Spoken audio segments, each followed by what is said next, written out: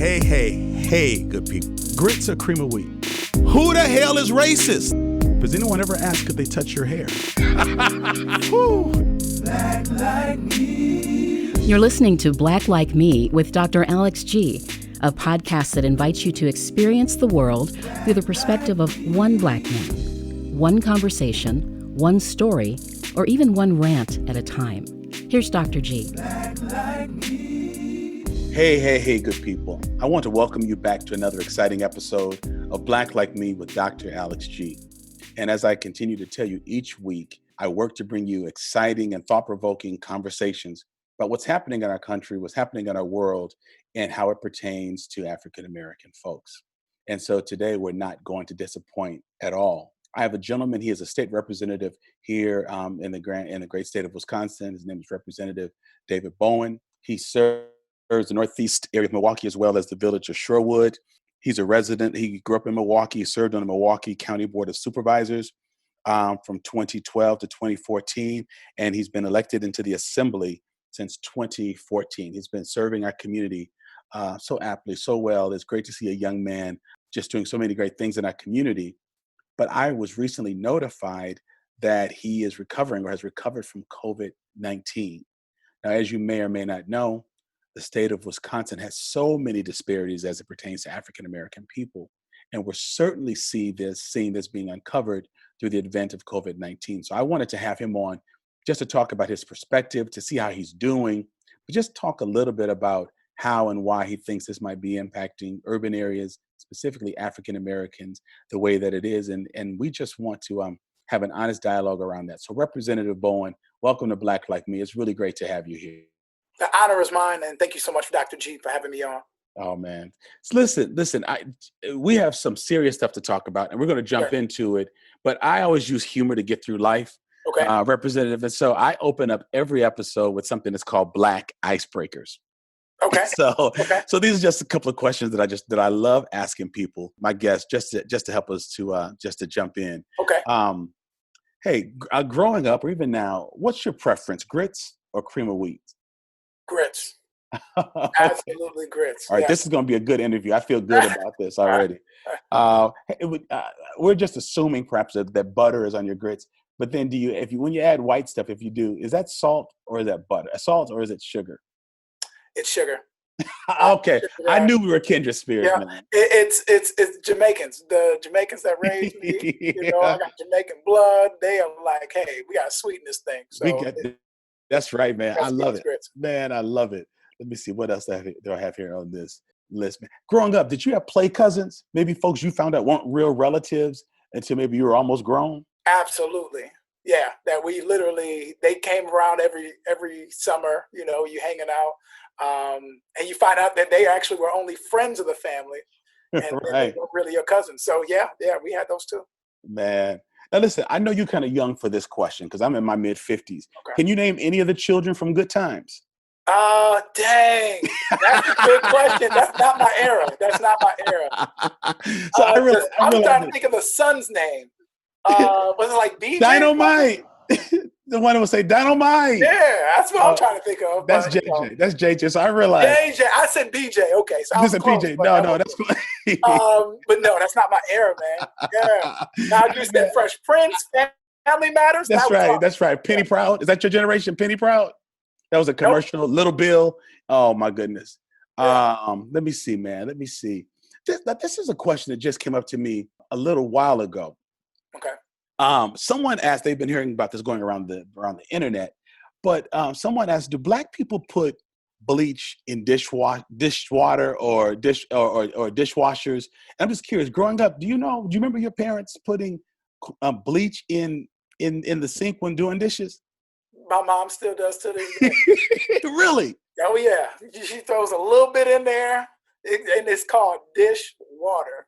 It's called dish water. You heat up the water on the stove, you throw that thing in. It's warm, it's hot. You got dishwater ready for Oh my goodness, man! I love it, man. Let me see. Let me see. Forgot anything else on here. Man, some of this is written for older folks. Okay, You let know me what's ask you so my funny last. though? Sometimes, especially because I have Jamaican parents, like, Right. I figure like, oh, they do things differently, but it's like no, a lot of it is It's the same. right back into Black American culture. Man, and it's really why I asked these questions too, Representative, because one of my favorite African American history professors here at UW-Madison says, "A defeated people don't create culture." So the fact that there are things that are normative for Right. folks across the Black diaspora, whether that's in Africa, whether that's in the Caribbean, or in the U.S., the fact that we have certain things in common is really, really amazing, and that's actually part of the reason why I use Black icebreakers. One last one. And it's Oh, the spectrum.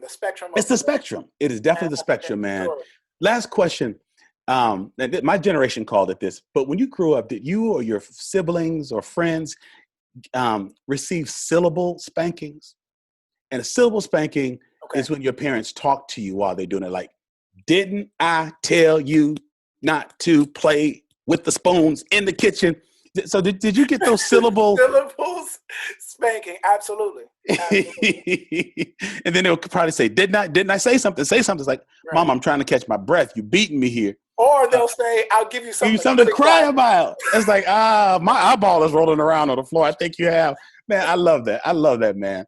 Thanks for letting me do that. That's just always so fun because it shows the connectedness. And many of our listeners, man, we've got people that are listening, have listened to, from over 98 countries around the world. Wow. And they love the fact that folks across the spectrum, Black folks, have had these kinds of connections because they'll ask each other, like, did your mom do this? And like, no. Did your mom put plastic on the furniture and not let you sit in the front room? Like, no, that wasn't our reality. But it's so funny to them that we have these connections when we don't even know each other. So I appreciate it. Listen, you and I have known each other over the last couple of years. We bumped into each other at official events. You were one of the state representatives that invited me to address the state of Black and Brown Wisconsin a few years ago at the state capitol, which I appreciated. We bumped into each other. I snapped a selfie of us. And that was me and David Crawley. I have to give him a shout out. That's right. County executive, the first Black county executive in the state of Wisconsin. Yeah. I'm so proud. I'm so proud of him. And you two, and so I think I was with my sister, and we snapped a picture together about 2 months ago. So, man, first of all, I just want to say, thank God that you are feeling well, that you are better, that you've gotten over this COVID-19 issue. God gets all the glory. I'm telling you. How are you feeling? I feel great. I had a chance to go through quarantine, mandatory quarantine with extra safety quarantine. So past the time that I experienced those really intense symptoms, I'm now free and clear and healed by the blood of Jesus. You better come on. Don't stop me preaching up on this show. That's another thing that's cultural for those of us who are Black folks at faith. Anytime, anywhere, we will say, thank you, Jesus. We will say, wait, hold on just a minute. I just got to give I got to do a little shout right here. Listen, you got to, because if we're ashamed of him, he'll be ashamed of us. That's the way the old folks taught us. Right. And so I appreciate the fact that faith is really, really important to us. Just look. So you found out that you had this illness back in March, I believe. If I'm getting my dates right, I'm looking at back in March. What may I ask? What kinds of symptoms you were exhibiting, and at what point did you say to yourself, "I think I might have this"? Yeah, I think it goes back to me seeing a fellow local elected colleague in a cafe, and in Shorewood, the suburban part of my district. I represent Milwaukee and Shorewood. Sure. Didn't think anything of it. Didn't know he had the virus. I don't think he knew he had the virus at that point. And literally just because we were conversing at the table, literally contracted the virus. That way, 48 hours after that encounter, I started feeling these symptoms. And just 48 hours later? About 48 hours, yeah. Wow. And, it just reminded me of the common cold. So I just figured like, oh, okay, I got, some body aches and body chills, and I got a cough, but it's not too bad. It really feels like it's just going to go away after a couple of days. But it just continued to linger around, and the symptoms intensified. So by the time I really got into that following week, and it's still around, right? This is after the weekend. now it's like, okay, this thing is not going away. I wonder why. And then I get a call from the Shorewood Health Department, the North Shore Health Department, saying, hey, we believe that you've been in contact with somebody that was in direct contact with somebody, or they have coronavirus. I think they called you. So I literally got a call from the health department that I got in touch with somebody. So after that, I said, well, okay, now it makes sense why this might not be going away. And by that time, it was like, okay, let me actually see if that's what I'm dealing with. So I contacted my primary health physician. My doctor's from Nigeria, amazing doctor right here on the north side of Milwaukee, and close to the east side too. But got in touch with him. One of the few testing kits that he had access to, I had a chance to get one. What? Get tested. So I go to him, and he's like, yeah, you're showing all the symptoms. It's possible. Let's run the test, and I'll contact you in a couple of days. He gave me a call on that Saturday when the test results came in, and he's like, yeah, you have the coronavirus. Oh my gosh! Did he tell you to get? Did he tell you to get to the hospital, or told you how to did he tell you how to take care of yourself at home? Yeah, he pretty much just said, hey, just monitor how the symptoms are. I mean, you're dealing with intensified coughing that's turned into shortness of breath and tightness in your lungs and your chest. You're dealing with fever, and by the time I talked to him that weekend, my fever was up to, without me knowing, I don't own a thermometer. What's wrong with us? I don't either. I gotta get one. What's wrong with us? I am 33 years old. Don't tell your parents. I don't usually get sick. So I literally had to have somebody go buy me a thermometer. But by the time I started measuring myself to figure out how intense my fever was, it was 103 degrees at the same exact time. Yeah. And this is days on end that my fever has been this high. I'm walking around my house with a winter hat on because I feel cold. I'm freezing in my mind, but my body is actually overheating. And so I'm really going through it with the symptoms at that time. I know I have the virus, and I'm just doing everything I can to try to strengthen my immune system. But it's a battle between your immune system and your body and the virus, and it's really not much you can do. Once the symptoms kick in, you pretty much just have to survive on that point. Sure. And so people think that there's a medicine or something, or like the doctors will give you something, but if you're not presenting pneumonia symptoms, yeah, you just basically just fought it out wearing that winter hat inside and coats and just trying to take fever reducer. I didn't even take a fever reducer because I know at that time it actually was a shortage, and then it was tough to get access to. Well, one, there was no formal treatment. I got access to cough medicine. Wow. Try to reduce the cough. There were some things about ibuprofen, certain things that you don't want to take. So I literally tried to stay away from a lot of stuff if it wasn't holistic. My family gave me some insight on, taking elderberry and. Sure. Did you do that? You did it's that? called Enuncia tablets. Mm-hmm. So I had access to those. I had some folks get me some of those products, but by that time it really was my body doing all the fighting on its own. Wow. Mm-hmm. So Representative, from the time you interacted with that individual in that cafe, because you didn't start exhibiting any symptoms for 48 hours, you went about your business. I mean, you weren't quarantined immediately after leaving that diner. So you were fairly asymptomatic for 2 days, which means you were interacting with other people. And that's the scary part, that you can have it and show no symptoms, then boom, 2 days later start showing symptoms. Mm-hmm. Yeah, I think it took a while for it took that time for the virus to actually settle in, and sometimes you have some folks where it just won't settle in at all, and it doesn't get in their system. By the time it got in my system, I was still going to work. I'm still going to the state capitol. I'm still going to a friend's birthday outing. I'm still still making my way around, and I'm thinking, oh, this is just the cold. So the symptoms kick in, these are cold symptoms. I have nothing to worry about. Nobody else has anything to worry about. Right. And, there were about 3 friends that I came in contact with over that time that ended up getting the virus from me. And only one of my friends had the chance to get access to a testing kit to actually see if that's what they were dealing with. So, it really shows how easy it is to contract the virus and to spread it. Oh my goodness. Now we know you work in Wisconsin. You're one of our elected officials. I'm based in Madison. I lived here most of my life. We wrestle with all kinds of racial disparities, particularly those between African Americans and those who are white, from home ownership to education, mass incarceration, you name it.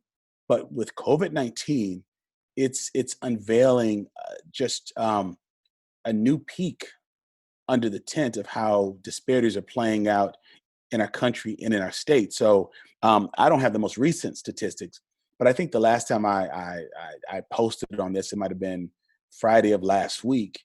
Although Black people made up about 27% of the statewide cases, we were like 49% of the deaths. And so I'm sure you've had to think about this. You're not a doctor. I'm not asking you to make any political statements or medical statements, but it's just, I guess I just need to state, it's overwhelming that this ugly worldwide pandemic has hit our shores, but is wreaking havoc on Black and brown people like nobody's business, as my mom would say. And in the state of Wisconsin, 49% of the deaths as of last week. Man, that's just unconscionable. Right. And then when you think about our county stats, and I started paying attention to the statistics when I first, I couldn't go anywhere. Sure. I had to stay stationary. And I'm like, okay, well, I think this thing is actually like real. Sure, yeah. It's not a hoax, as the president said. It is not just the flu, as some of my friends said. and it's not a virus that Black people can't get, according to some of the made up videos that were being shared online. So I said, well, let me actually dive in. At that time, at the beginning, when I started paying attention, you had about 145 cases, with about half of them staying in the city of Milwaukee. And then by the end by a week later, literally, you see the numbers triple, and about 700 something cases, almost 800 cases, and you have 13 deaths, and all 13 deaths in Milwaukee County were Black men and Black women over the age of about 54 for Black women, 55 for Black men. And it was like, okay, this thing is really, it's wreaking havoc, but it's wreaking havoc much more in our community. Of course. And why is that? So I started really just trying to just connect the dots, and I could understand that when, and I have to highlight one of my mentors, Leonard Wells, who ended up losing his life to the virus. I'm sorry. I served in police leadership of the Milwaukee Police Department, and brilliant man. I mean, one of the best community leaders we've had. Moved down south, came to Milwaukee to visit, and literally caught the virus and could not recover. So when I really started connecting the dots, I wanted to make sure that I could see the full spectrum. One, you have folks in our community right now that are risking their lives, and they don't have the option to work from home. There has been a really big impact of globalization on our community, a switch from manufacturing jobs located right here in the center of the city. My district encompasses the 30th Street corridor, where there were tens of thousands of jobs right in the city, that literally has been diminished to only a couple hundred today. You have folks that are living in homes, multi-generational homes, where they're working low wages, they're working jobs where they're interacting with a lot of people, and they have the potential to spread the virus coming back home to their families. Right. Much more than other families that don't have to worry about being able to just work from home and isolating yourself and being able to socially distance yourself from other people for the protection of your family. You have the intersection of healthcare, and I thankfully had access to a primary healthcare physician where I go to checkups, I go to preventive care. Right. But a lot of people in our community are reliant on emergency rooms and urgent care, and a doctor that they actually build a relationship with is unheard of in some cases. So, exactly. As you talk about access to healthcare, how the system has continued to create a disadvantage for Black communities, especially for Black men, and partly there is a lot of distrust between Black men having access to healthcare, and that goes all the way back to the Tuskegee experiment, and understanding that you need community-based sources, especially for our community, to be very comfortable to be able to connect with and build on. And then I also wanted to make sure I highlight just the important impact, especially in what we saw in Milwaukee with 13 deaths straight of Black people dying from the virus. Even access to treatment was a factor. Tell me a little bit more about that. And like I said, only 3 of my Black friends, these are Black folks, had access to testing, and you saw a total just unpreparation for really building the infrastructure for our communities to be able to take this on nationwide, right? And you're seeing the trend of not having enough access to testing kits. You're seeing the trends of healthcare providers saying to people, we don't have the means to be able to treat everybody or to test them, so just stay home and assume you have the virus. So we literally have folks that couldn't even confirm if they had the virus or not. And if you were like me, you might be used to self-diagnosing yourself because you don't have access to healthcare. So you think it's just a cold, but by the time that you have pre-existing conditions that come into play, because in a Black community, we're seeing higher rates of hypertension, diabetes, heart disease. Yes, we are. We're seeing more people with asthma.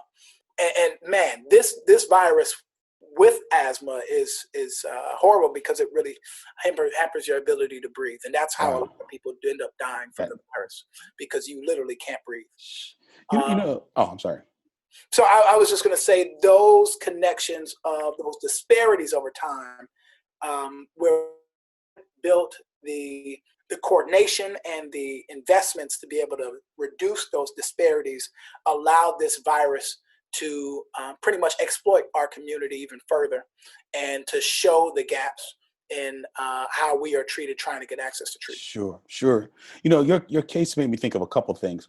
One, I need to know if your doctor takes referrals and new clients, because the idea of seeing a Black male physician, a Nigerian physician, just blows my mind, because I've never been seen by a Black dentist or doctor or nurse in my entire life. And I'm 56, and I would be willing to drive to Milwaukee if they take my insurance, and I have decent insurance. The other piece is I have a lack of trust with my current physician. I went in for an annual checkup. I've been saying this on this show and on Facebook for my annual prostate exam. He told me he doesn't recommend it because if I find out I have it, I'm going to want to do some surgery, as people normally do when they find out they have cancer, and said it could just cause all kinds of side effects. And so why would you want to know something like that? Most men are going to die from it. We almost got into an argument, made my blood pressure go up. And then he looked at me and says, so do you still want the prostate exam? That's non-negotiable for a Black man with hypertension already present. Mm-hmm. And so I've got insurance. I'm middle class. I've got a degree. I own a home. And I drove home thinking, I can't trust my doctor, in addition to everything else I must navigate. Mm-hmm. So I also want to add to the narrative so that people who are listening to this around the country and around the world, man, we got like 90 countries that are downloading this podcast, listening. That's amazing. Black people talk about our issues. Thank you. Mm. I want them to understand that if you live in a place like Madison, there aren't doctors, Nigerian doctors. There's only a handful of Black doctors. And they're not necessarily general, they're probably specialists, but not necessarily general physicians. So the fact that you could call that person, get in and get a test is much different. Not being able to get a prostate exam, it would not even cross my mind to call that doctor to say, I think I might have COVID-19. Can we see if I could get a test? I just got a new physician, and I had a phone conference with him last week. But for me, that's frightening because I feel like my health provider is not my partner with me in taking care of my health and staying healthy as a person, as a Black man in this country. So we also have that going on in Wisconsin. Most of us as Black men have never seen anyone who looks like us during a medical visit. And we struggle in building that sense of trust. And so if you don't have that trust, you're not going to tell that doctor all the things you need to tell because you don't think that they know. And so we just have a lot of work to do. And again, that adds to the stress, the microaggressions and the pressure that we have as Black men, Black women in this country, people of color in Wisconsin, trying to navigate the sea of whiteness. And that, when I say whiteness, I mean ideology, not just white people, but ideology. And that adds to a level of stress that can make one more prone to hypertension and diabetes as well. And so these issues that are present in many Black people, if we're not careful, hypertension, heart trouble, diabetes, those can be the very things that can exclude you from a ventilator. So you have this pressure in your life, you develop these stress-related issues. We know that it's true. The stress, they become social determinants of health. The stress around race have become social determinants of health. Now an environment that's caused you to be stressful and have these issues can now disqualify you from a ventilator assignment. And that's just scary. Wow. And so I just have to keep stating that we've got some work to do, because my concern also is if we become so focused on COVID-19 relief, and we need to, I'm not speaking against that at all. It's very easy for people to forget about the underlying causes that are making this so prevalent in the Black community. We've been saying, hey, microaggressions, hey, we got to change HR laws, hiring, all these kinds of redlining, all these things that we think are gone and a thing of the distant past. They're still around. I mean, Milwaukee is known as one of the most segregated cities in the country. But yet when people hear that, they think, Wisconsin, no, aren't you guys really progressive? Isn't your state model forward? Like, oh, you guys don't have racism. So I just hope that we don't forget the underlying issues and just think that COVID-19 is preying on folks in our communities because of the melanin in our skin. A lot of it has to do with the toxicity of racial pressure in our lives. Exactly. And I really do think about just the impact. Clearly, if, they always talk about, if the white community gets if they get a common cold, the Black community gets the flu. Right. Now we know that if the white community gets sick from the coronavirus, we know the Black community is going to die first. And literally, there is no in between. That is exactly where sociologists, when they look at these disparities, they aren't surprised when they see the statistics that literally Milwaukee, being a diverse city, literally has the highest amount of Black folks that have died from the virus. We have the highest rate out of the whole country. Out of the whole country. And we're now I'm really Chicago's up to, I think, in the almost 60%. You had New Orleans and sure up to almost 70. But when I was doing the calculations, we were up to about almost 75%. Man, all that's being from folks that are right. Descent. So I think it's very clear that, especially with the concentration of poverty in our community, sure, it really exploits of course, yes, the infrastructure that should be there to allow us to be able to survive this virus too. That would allow our communities to bounce back from this virus too. Wow. Now let's add to this gruesome scenario, Representative. We had a major election last week. The decision, we tried to push it back because of the illness, because of the stay-at-home edict that was put out by our governor. It went up to the U.S. Supreme Court, and we had to have the elections. But I was on a Zoom chat with some family members in Milwaukee, and one cousin was sitting in her car, and at the beginning of the chat, she said, "Y'all, there must be 300 cars in front of me." Mm-hmm. Then about an hour into the conversation, it was 8:00. She said, "Y'all, there's still 200 cars in front of me." So I said, "Are you going to vote from inside your car?" Like, I'm trying to figure out why she's in her car. She said, "No, like these cars are moving and then we'll get out and go into a tent and do something." I said, "Wait, like how are you all going to do distancing? And what did Milwaukee have? Like 5 or 6 polling places instead of over 100? Five. Yeah. So we From got off the phone with her. polling sites to 5. Yeah. To 5. Yeah. Now people, I'm sure in Sherwood and other places, Brown Deer didn't have to drive downtown to vote. I'm assuming Milwaukee, but yeah, I'm thinking they have their own voting their own sites. site. Mm-hmm. I thought people are going to get infected today. In order to vote, people are going to get infected with this virus in Milwaukee, Wisconsin. Does anybody care? Does anybody see this? I know that there are folks that want to win this election. So the Supreme Court made this ruling.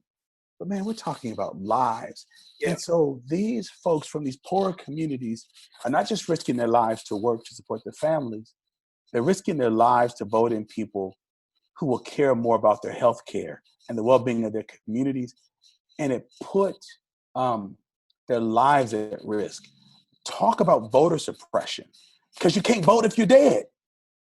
Oh, man. Tuesday was a stark reminder, especially when, I get that this is politics, right? And right. People are going to choose sides and stuff like that. I always try to leave room for the greater good, for us to come together and to see that, it's not about you, it's not about me, it's about the state, it's about the future of everybody being able to call Wisconsin home and to be able to think about all of our futures, because our destinies are supposed to be tied, and they are tied. We're seeing that now. At all. So it's interesting when I would expect that this would be the one time that we could all agree. Let's make decisions not based on what benefits you or benefits me. Let's make decisions on what benefits everybody. Right, everybody. And not even a pandemic. A once in 100-year type pandemic could get us to do that in Wisconsin. So you literally had the laws, the rules changed for the election 18 hours before polling sites opened.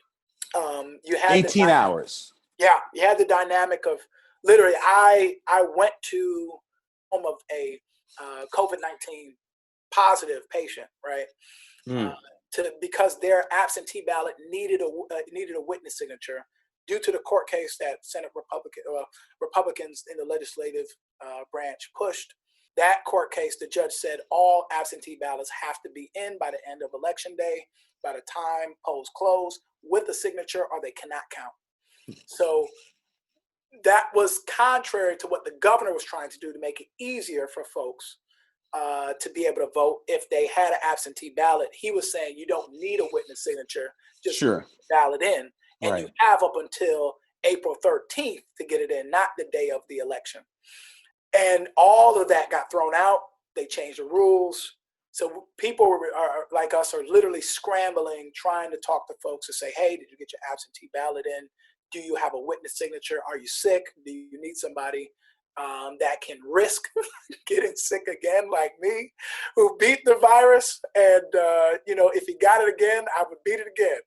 But, do you need help? And a lot of people were like, hey, there's nothing I can do. We had folks with immune deficiency diseases that, like, literally they could not risk getting sick or getting encountering with folks that possibly had. Oh, of course.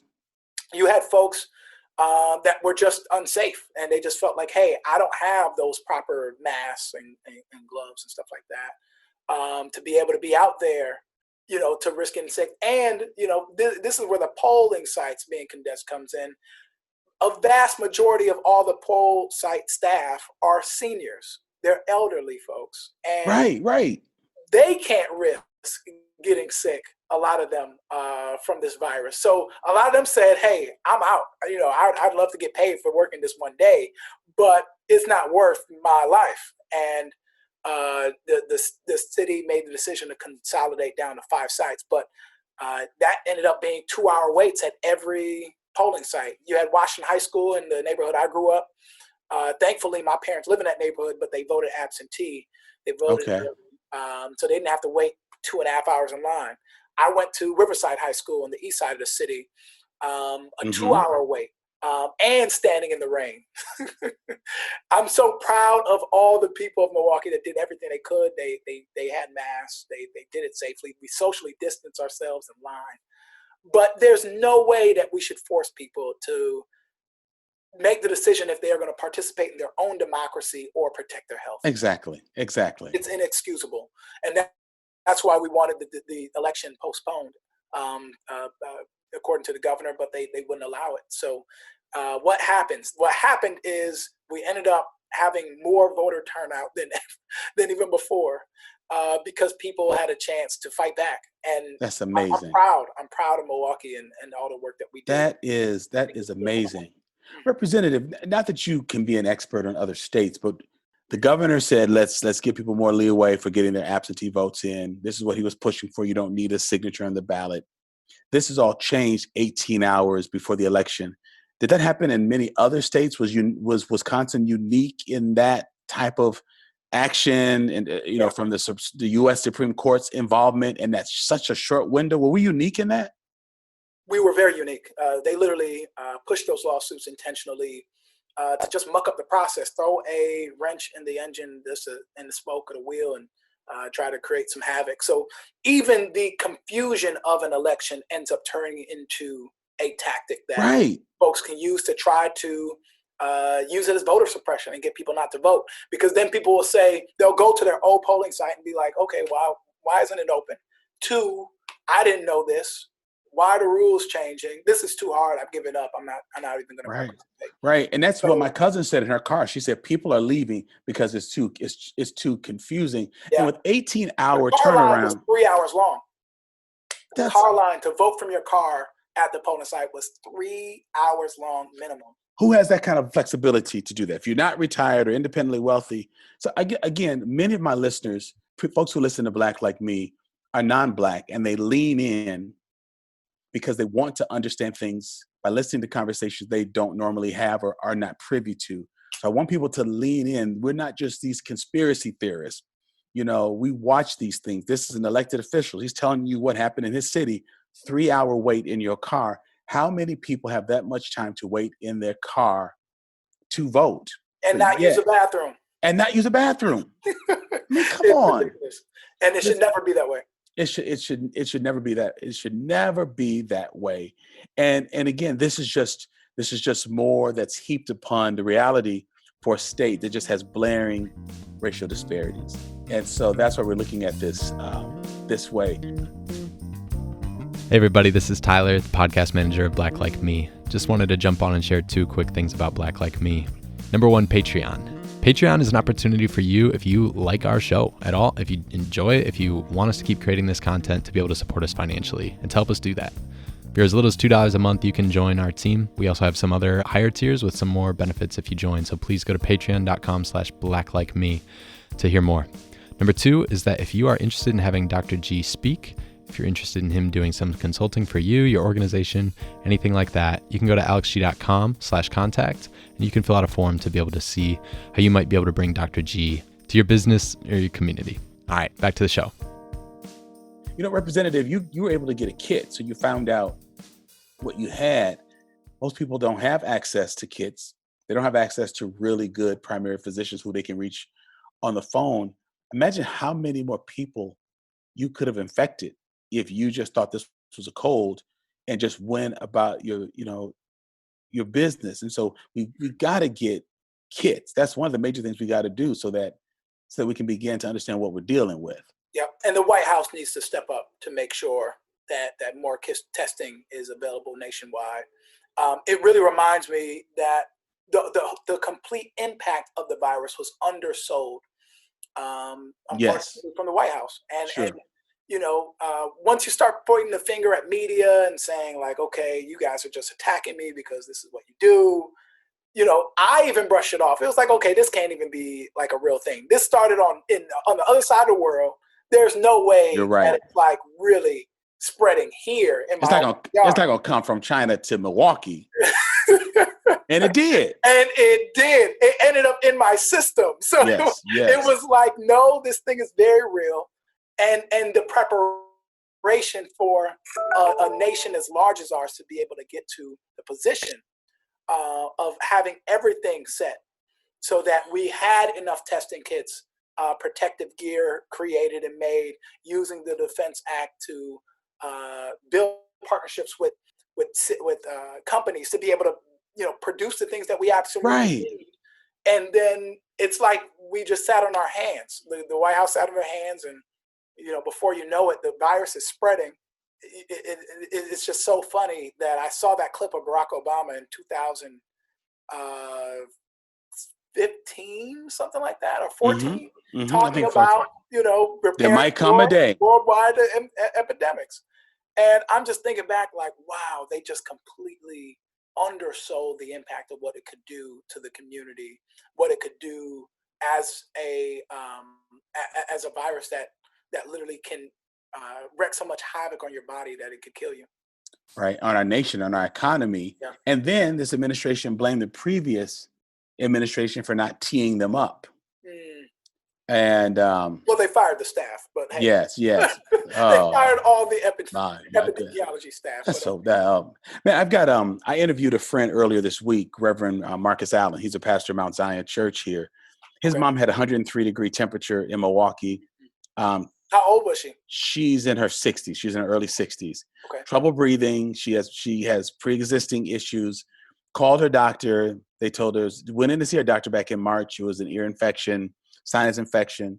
She called, didn't get a call back. Finally, her son told her to call 911. They came out, didn't take her temperature. Okay. But it was 103.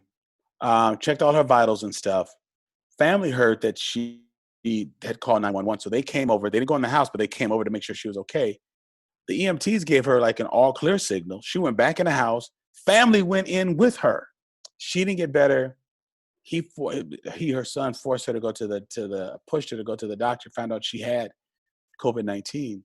The EMTs didn't even tell the folks who came to visit, don't go in the house. They didn't tell her you might have COVID-19, be quarantined. So now her 22-year-old daughter, who has a 3-month-old baby, is infected. And so, come on, to not even take the temperature. I understand that there aren't test kits, but you don't have a thermometer. I know you don't have one. I don't have one. But for the EMTs to not test this older Black woman's vitals and send her back in the house where other people got infected, man, it's sad. So this gross negligence has got to stop. If folks know that Black people, if we know that we're prone, we just have to be able to count on better care. But he's livid, man. I mean, his complaints have gone all the way up to the lieutenant governor. They're talking to the fire captain, because that just felt like negligence to come and not even take an older Black woman's temperature. And now her daughter has the virus. Thank God his mother's doing better. She went to the hospital. She came home last night, but he did this video that has over 6,000 views saying, is this why Black people are dying in Milwaukee? They're going back to these homes, like you said, they're spreading it, but the EMTs didn't even tell her to quarantine herself. They didn't even allude to the fact that it might be COVID-19. And you don't want to think you got it anyway, particularly if you're not a germaphobe, or if you don't, think that you're always sick. She was like, okay, I don't have it. They didn't say anything. So she's cooking and cleaning and playing with her grandbaby. And now somebody else in her house has it. So these are Black people with insurance. They were trying to reach out, trying to get help. So we just have more work to do, man. And I know that there's a fire underneath you. I mean, you're already a go-getter. You're already representing the people, and you have for years. But I'm certain having caught and overcome the virus is going to give more validity to your voice when you begin to advise the legislature, the governor, whomever.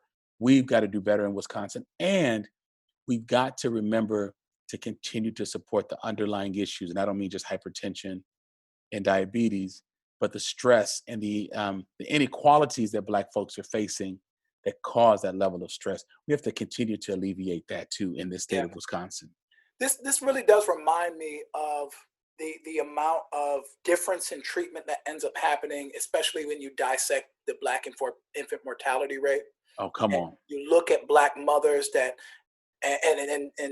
couples that go to hospitals. They will talk about their experience or feeling certain things, and it literally is not taken seriously by the staff until it's too late. And then the symptoms and the things that are happening at that point are so severe that it literally is costing mothers their lives and babies their lives too.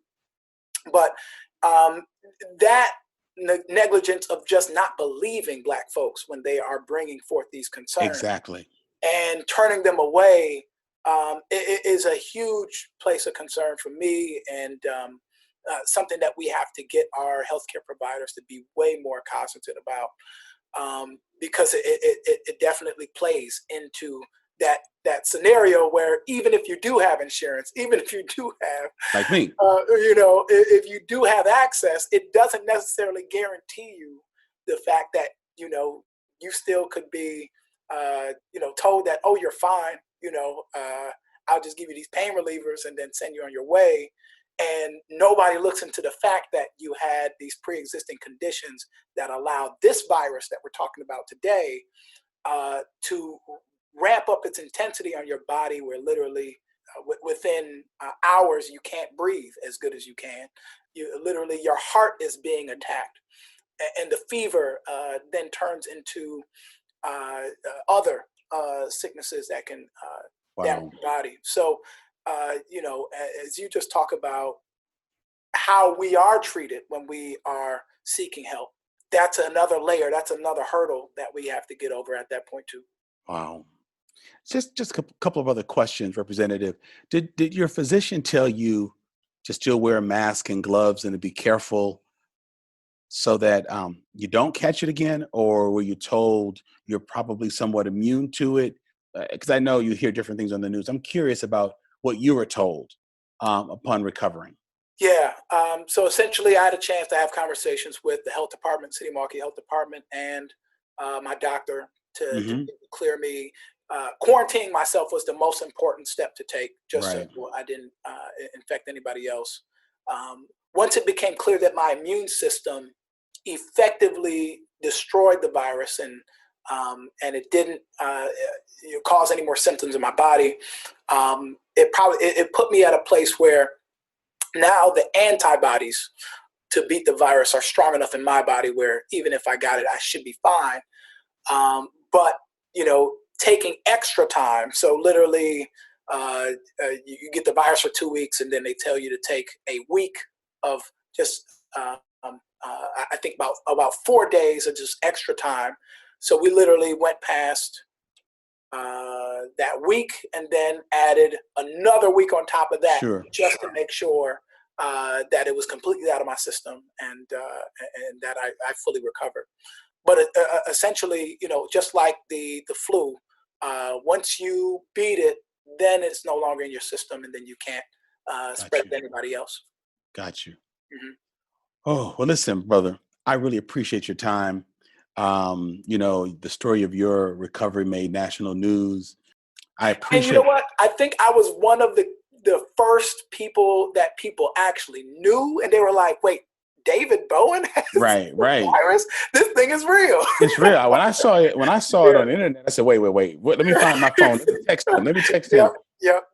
Because you see a picture of someone, it scares you. And I tell you the other thing that's scary about it is that somebody that when usually their illnesses, you'll hear about sort of these unnamed faces, but then when you start hearing about Tom Hanks's wife, and then Prime Minister Trudeau's wife, and then Prince William, or I'm sorry, not Prince Charles. You start hearing about these dignitaries with it. You think, okay, this thing is not discriminating. Until you start looking at the death totals, and then you think, okay, well, perhaps it is. But I just have to tell you, man, I'm so glad that you're better. I'm proud of the work that you're doing. Thank you. In our state, that you continue to do. I know Wisconsin has a bad rep, but I think that sharp folks like you and others have a chance to make change. We're smart enough to put our head to make a difference in all of this, and we just have to keep working to bring about the change that we need to have and that we need to see in this state. So we're known for being the worst on so many levels that if we just make some progress by working together, we really can turn this around. And so I appreciate not only your recovery, but your insight into this, because I know you're going to ask questions. I know people on different committees are going to be asking you questions. People are going to want to talk to you. If you haven't already talked to the governor, I know they're going to want to talk to you. He's going to want to talk to you.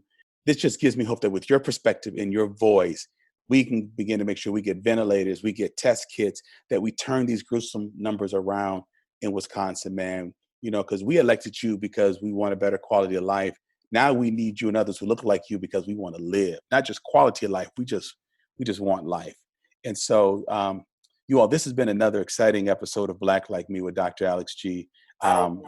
Representative Bowen, I so appreciate you, man. Proud of you. You're my thoughts and my prayers. I appreciate your faith and the fact that you're not ashamed to thank the Lord for bringing you through this, man. Listen. If it for the Lord that was on my side, listen, you better come on now. I had faded out this apartment.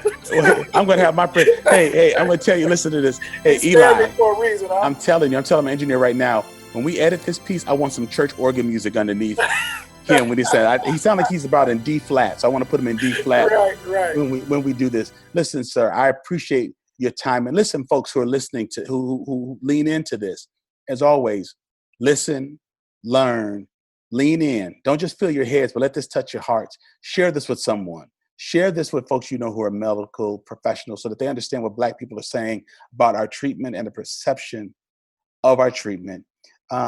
Take a step and do something. Share it, subscribe, go to our Patreon page, click Representative Bowen's link in this episode to find out the kinds of things he's doing, the kinds of committees he's on, and how you can become abreast of the things that he's doing. But it's important and social media. And social media. Follow him on social media. We're going to put a link of all of that in, Representative, so people can follow you on Twitter, Instagram, all those things. So thank you again for your time, sir. This has been another great episode of Black Like Me. You all be safe, be well, and I'll talk with you soon. Ooh, Black Like Me, yeah. I want to thank Corey Saffold for creating the music for this podcast, my podcast manager, Tyler Nyland, engineer and editor, Eli Steenlich, my editor, Jeremy Holliday, and a special thank you to WORT Studios, where we record Black Like Me. Ooh, Black Like Me. Thank you for listening to today's podcast. You can find out more about Dr. Alex G's amazing work at www.alexg.com. Black Like Me is sponsored by the generosity of the Human Family Unity Foundation.